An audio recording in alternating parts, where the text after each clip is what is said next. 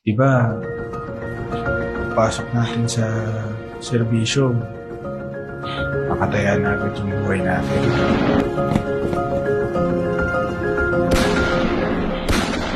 Diyos naman ang magpapasya para sa lahat. Alam ko naman na hindi ganun kadali yung ginawa niyong operasyon. Lahat ng pinagdadasal laging masasagot.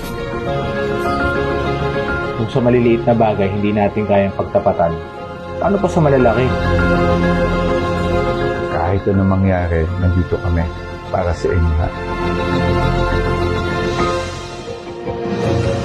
Sa dami ng training na pinagdaanan ko, ngayon na ako nakaramdam ng takot sa buhay ko.